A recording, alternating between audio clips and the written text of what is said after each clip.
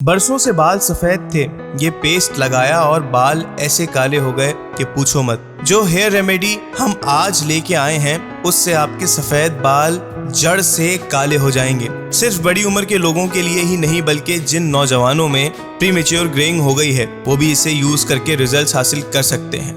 क्या है ये रेमेडी, कैसे काम करती है और क्या फवाइद हैं इसके, ये सब जानने के लिए वीडियो को आखिर तक देखना न भूलें। तो आइए वीडियो का बाकायदा आगाज करते हैं।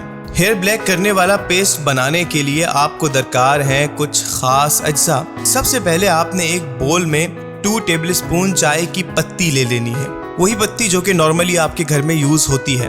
उसके बाद इस पत्ती में 2 टेबलस्पून कलौंजी शामिल करनी है। अब पत्ती और कलौंजी को ग्राइंडर की मदद से पीस कर एक बारीक पाउडर बना लें। अब इस पाउडर में एक लीमू का रस भी शामिल कर लें। इसके बाद आखिर में इसमें आंवले का तेल मिला लें। अब इन तमाम अज्जा को अच्छी तरह मिक्स कर लें और सर में उसी तरह लगाएं जैसे हेयर डाई लगाते हैं। अच्छी तरह स्कैल्प से टिप्स तक 2 घंटे लगा रहने दें। फिर किसी अच्छे ब्रांडेड शैम्पू की मदद से सर को धो लें।